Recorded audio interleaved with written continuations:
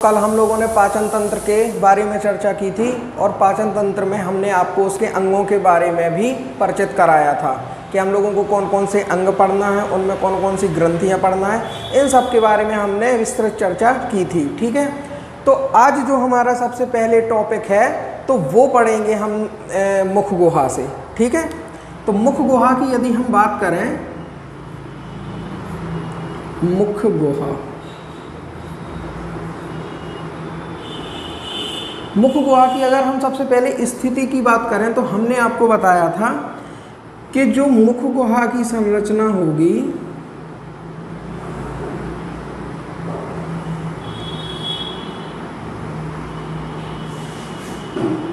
वो इस प्रकार से होगी। ये है अपना मुख गुहा।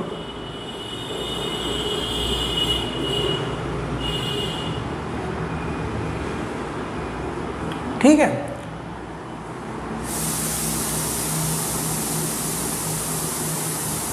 ये है अपना मुख गुहा। ठीक है, तो यदि हम मुख गुहा की बात करें तो इसे हम लोग बांटेंगे तीन प्रकार से, देखेंगे इनको हम, है ना, कितने, तीन प्रकार से।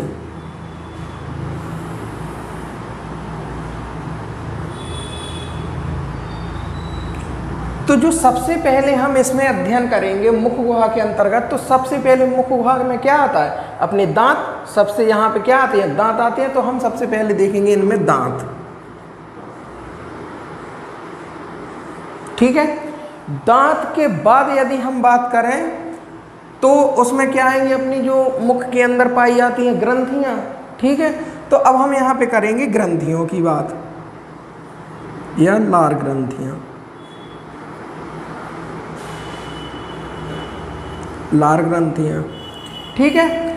जिस प्रकार से हम लोगों ने भोजन लिया, अब भोजन में सबसे पहले भूमिका किसकी होती है, तो वो होती है दांतों की, क्योंकि दांत उस भोजन को पीसने के और बीसने के काम में आते हैं। ठीक है, उसके बाद आती है लार ग्रंथियां। इसकी भूमिका क्या रहती है कि भोजन को चिकना और मुलायम बनाने के लिए, ताकि उसे आसानी से अंदर निगला जा सके। ठीक है, तो दूसरी भूमिका होती है लार ग्रंथियों की। अब लार ग्रंथियों के बाद की यदि हम बात करें तो फिर आती है जीभ। ठीक है, तो उसके बाद करेंगे हम लोग जीभ की चर्चा। ठीक है, तो इस प्रकार से हम मुख गुहा के सभी भागों को अभी देखेंगे। ठीक है, सबसे पहले यदि हम बात करें तो हम बात करेंगे दांत।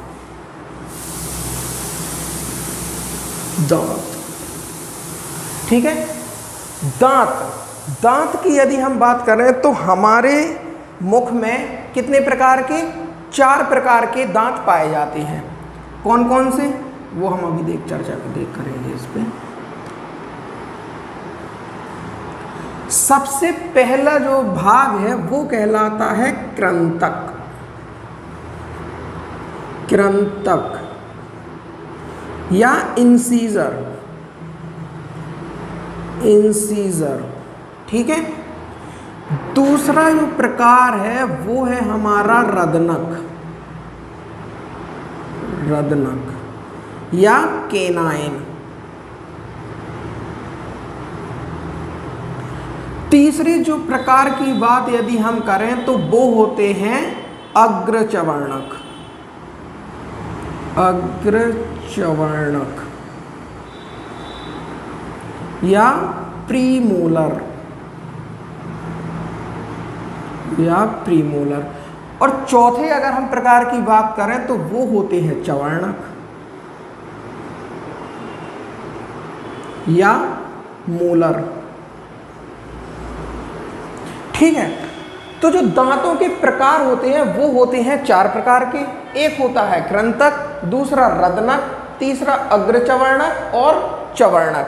ठीक है, अब इन दांतों के हम कार्य की बात करेंगे। कार्य, कौन से वाले दांत का किस प्रकार का कार्य होता है ये अभी हम देखेंगे। तो जो कृंतक वाला भाग है, कृंतक, कृंतक, कृंतक का जो भाग है या अपन इसको इंसीजर बोलते हैं, इसका काम होता है काटने का। काटने का, जैसे हम लोगों ने भोजन ग्रहण किया, अब उसको जो काटने के लिए अगर हम मतलब के जो कार्य करता है वो कार्य करते हैं हमारे इंसीजर या कृंतक। भोजन को काटने के लिए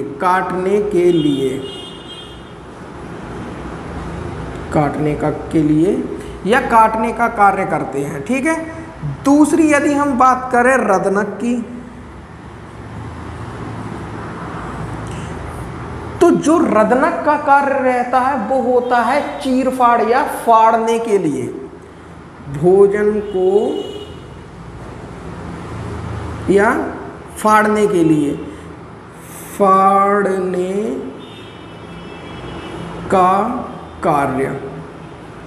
अब आप कहेंगे कि भोजन को कैसे फाड़ने का कार्य, तो जो ये वाले दांतों की भूमिका रहती है, ये जो मांसाहारी व्यक्ति होते हैं उनके लिए मतलब कि जो फाड़ने का कार्य होता है वो भूमिका ये निभाते हैं, ठीक है। उनको कहते हैं हम लोग रदनक। क्वेश्चन पेपर में यदि क्वेश्चन आए कि रदनक की भूमिका क्या होती है, या क्वेश्चन आए कि मांसाहारी में जो रदनक का कार्य होता है वो क्या होता है, तो वो होता है फाड़ने का कार्य। या मांसाहारी में फाड़ने का कार्य कौन से प्रकार के दांत करते हैं, तो वो आएंगे हमारे रदनक। समझ में आई। इसके बाद यदि हम बात करें तो अग्रचवर्णक या प्रीमोलर, अग्रचवर्णक या प्रीमोलर, और चौथे प्रकार जो हमारा है चवर्णक।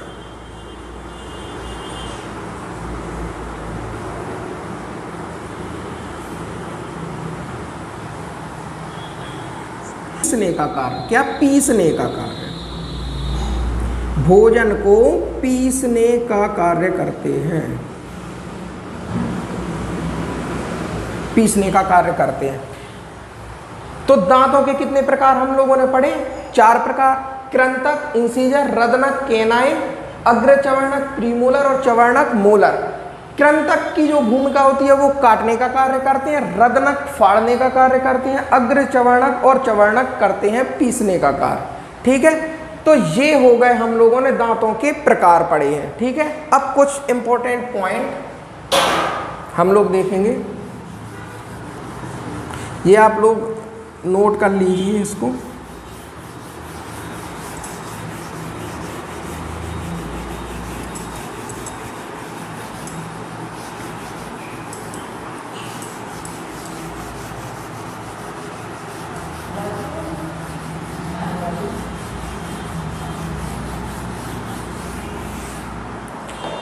अब हम देखेंगे जो हमारे दांत का जो ये ऊपरी भाग है, जैसे जो दांत हैं, तो यदि हम दांत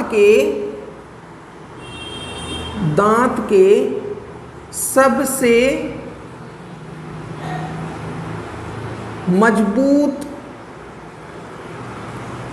पदार्थ की बात करें, सबसे मजबूत पदार्थ जो हमारे दांत जुड़े होते हैं, यहाँ ऊपर एक परत पाई जाती है इनेमल पदार्थ। इनेमल पदार्थ की सहायता से ही यह हम लोगों के दांत चिपके रहते हैं आपस में, ठीक है। तो ये दांत का नहीं, यदि शरीर का या शरीर के सबसे मजबूत पदार्थ की बात करें तो वो है इनेमल। इनेमल याद रखना है, ठीक है, या ये है इनेमल, ठीक है। अब यदि हम दांत के या शरीर के सबसे मजबूत, पूरे शरीर की बात कर रहे हैं, शरीर के सबसे मजबूत हड्डी की बात करें तो वो है मैंडिबल। मैंडिबल कहाँ पाई जाती है, ये जो हमारे जो नीचे की ये जबड़े की हड्डी होती है ना, ये मैंडिबल कहलाती है, यह सबसे मजबूत हड्डी होती है मैंडिबल, ठीक है। तो अभी हम लोगों ने इतनी चर्चा दांत के विषय में कर ली है, ठीक है। एक चीज और, मनुष्य में जो दांतों की संख्या होती है, मनुष्य में जो दांतों की संख्या होती है, दांतों की संख्या होती है वो कितनी होती है 32। तो याद रखना कि जो इसमें 20 प्रकार के दांत होते हैं ये दोबारा आ जाते हैं। 20 प्रकार के दांत दोबारा आते हैं, एक बार गिरते हैं फिर आते हैं, ठीक है, दोबारा आते हैं।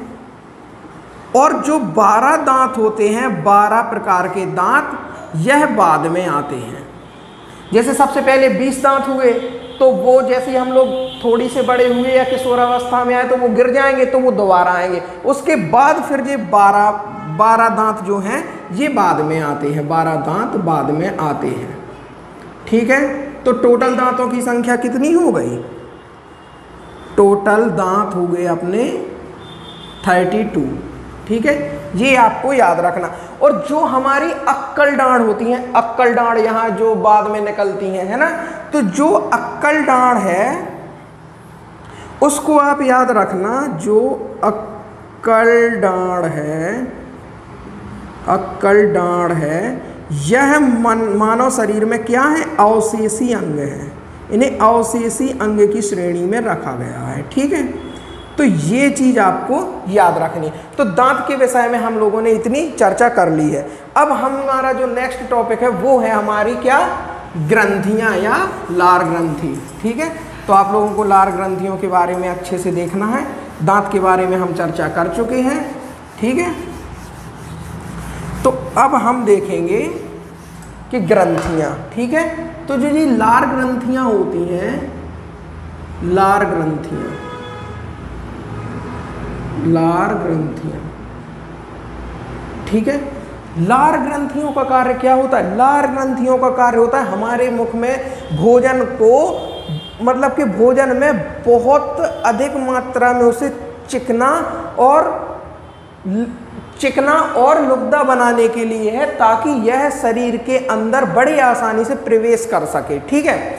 तो यह हो गए लार ग्रंथियां। अब यदि हम लार ग्रंथियों की बात करें तो मानव शरीर में कितने प्रकार की लार ग्रंथियां होती हैं? तो ग्रंथियां होती हैं कुल 3 प्रकार की। कितनी?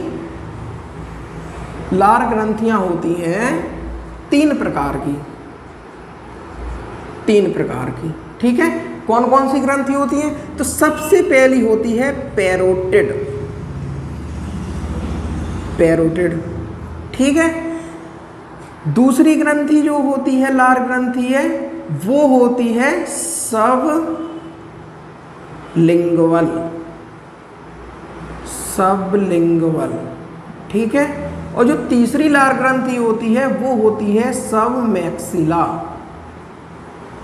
सबमैक्सिला, ठीक है। अब याद रखना कि जो ये पैरोटिड लार ग्रंथि है ये कहाँ पाई जाती है? सबलिंगुअल कहाँ पाई जाती है और सबमैक्सिला कहाँ पाई जाती है, ठीक। तो जो ये पैरोटिड की यदि हम बात करें तो पैरोटिड ग्रंथि जो हमारी ये गाल है, गाल, अब लोगों ने, जब आप लोग महसूस करें कि जब हम लोग खाना को खाते हैं या ग्रहण करते हैं तो गालों के पास से एक लिक्विड फॉर्म में एक तरल पदार्थ स्रावित होता है, तो वो है पैरोटिड, ठीक है। तो पैरोटिड कहाँ से निकलते हैं? वो निकलते हैं अपने गालों के पास से, या यूं कहें कि ये कानों के नीचे से भी हम इनको बोल सकते हैं, ठीक है। तो यहां हम लिखेंगे गालों के पास से। और जो ये पैरोटिड होती है यह सबसे बड़ी लार ग्रंथि है, ये आपको याद रखना, वेरी इंपॉर्टेंट, सबसे बड़ी ग्रंथि, ठीक है। दूसरी यदि हम बात करें सबलिंगुअल, लिंगुअल मतलब विज्ञान में लिंगुअल को बोलते हैं जीव, मतलब जीव को विज्ञान में लिंगुअल बोलते हैं, ठीक है। तो जो सबलिंगुअल मतलब जो जीव के नीचे वाला हिस्सा है उसमें पाई जाएगी सबलिंगुअल, ठीक है। तो जो सबलिंगुअल की यदि हम बात करें तो ये कहाँ पाई जाती है? जीभ के नीचे, जीभ के नीचे, ठीक है, जीभ के नीचे पाई जाएंगी सबलिंगुअल, ठीक है। और इनकी यदि हम बात करें तो यह होती है सबसे छोटी लार ग्रंथि। कैसी होती है? सबसे छोटी लार ग्रंथि, ठीक है। अब हमने क्या क्या देखा? सबसे बड़ी देख ली तो वो पैरोटिड है, जीभ के नीचे वाली ग्रंथि है सबलिंगुअल, ठीक है, ये सबसे छोटी है। और जो ये सबमैक्सिला है, सब मैक्सिला, इसका एक और नाम भी है सब मैंडिबल, सब मैंडिबल। ठीक है, तो जो जी सब मैंडिबल या सब मैक्सिला है ये पाई जाती है अपनी जबड़ों के पास। जो जेवाड़ा हमने अभी आपको बताया था कि शरीर की सबसे मजबूत अस्थि या हड्डी कौन सी है, तो वो है मैंडिबल। ठीक है, तो ये कहाँ पाई जाएगी? जबड़ों के पास पाई जाएगी। ठीक है, तो ये पाई जाएगी अपने जबड़ों के पास। और ये किस प्रकार की होगी? ये मध्यम आकार की होगी। सीधी सी बात है, सबसे बड़ी देख ली हमने, सबसे छोटी, और ये मध्यम प्रकार की, मध्यम आकार की होगी। ठीक है, तो ये हमने देख ली है कि मानव शरीर में लार ग्रंथियां कौन कौन सी होती हैं। ठीक है, पैरोटिड, सबलिंगुअल, सबमैक्सिलर। ठीक है, अब एक चीज़ और, इसको आप लोग नोट कर लीजिए। ठीक है, इसके बाद अभी हम थोड़ी सा और ग्रंथियों के बारे में देखेंगे।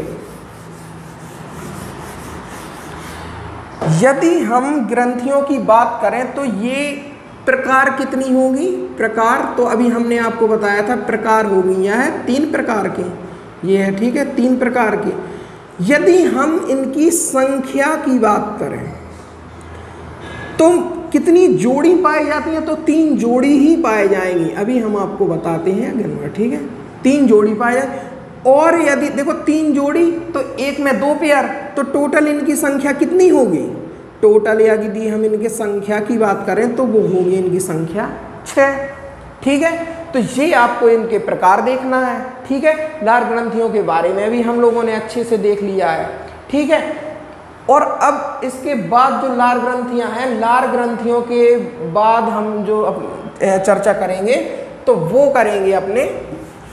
ठीक है, तो इसके बाद जो हम टॉपिक की बात करेंगे वो जीभ के बारे में करेंगे, लेकिन अभी ग्रंथियों के बारे में आपको थोड़ी इन्फॉर्मेशन और देना थी। जैसे यदि हम एक दिन में मानव शरीर में मतलब कि कितनी लार स्त्रावित होती है इस बारे में देखें तो याद रखना है कि एक पूरे दिन या 24 घंटे में कितनी लार स्त्रावित होती है, तो वो होती है लगभग लार स्त्रावित होती है, तो वो होती है लगभग 1.5 लीटर के आसपास। आपको यदि इस चीज पर विश्वास ना हो तो एक दिन आप लोग क्या करना है, एक बोतल लेना। ठीक है, और उसमें दिन भर थूकना, तो उसमें आपको पूरे दिन का जो एवरेज निकलेगा वो 1.5 लीटर के आसपास जरूर निकलेगा। ठीक है, तो लार स्त्रावित होती है लगभग कितनी? 1.5 लीटर। ठीक है, अब थोड़ी हम लोग लार ग्रंथियों में थोड़ी हम लोग क्या करेंगे, एंजाइम को देखेंगे, इसमें कौन कौन से एंजाइम पाए जाते हैं। तो सबसे पहले तो हमको यह समझना है कि ये एंजाइम क्या है। तो एंजाइम होते हैं जैव उत्प्रेरक। क्या होते हैं? जैव उत्प्रेरक। जैव उत्प्रेरक होते हैं एंजाइम। ये क्या करते हैं? यह अभिक्रिया की दर को बढ़ा देते हैं। ठीक है, इनका कार्य क्या होते हैं? यह जैव उत्प्रेरक क्या होते हैं? यह अभिक्रिया की, या यूं कहें कि अभिक्रिया की दर को क्या कर देते हैं? परिवर्तित कर देते हैं। अभिक्रिया की दर को परिवर्तित कर देते हैं। ठीक है, ठीक है। तो अब यदि हम इनमें एंजाइम की बात करें तो सबसे पहला जो एंजाइम है वह होता है, लार में सबसे पहला एंजाइम होता है salivary amylase. Salivary amylase, salivary amylase. अब इसका कार्य क्या होता है?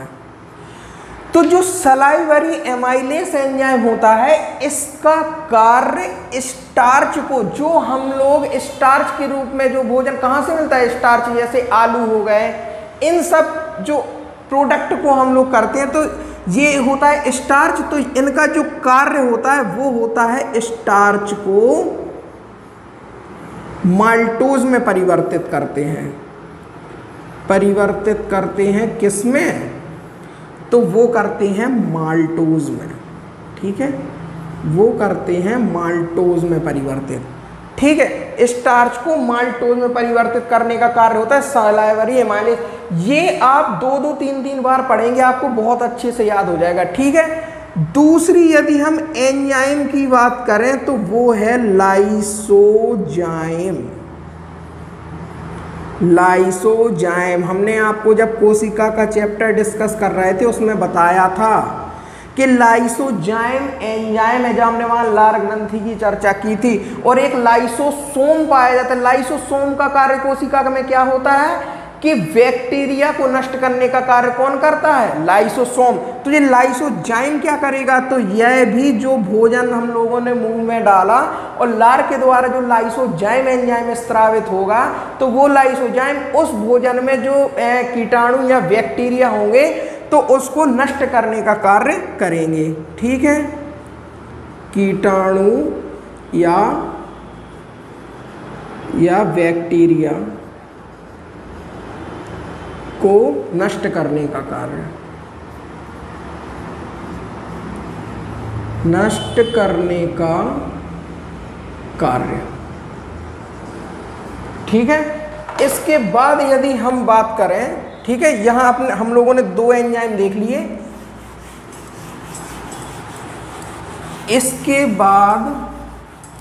इसके बाद जो हमारा तीसरा एंजाइम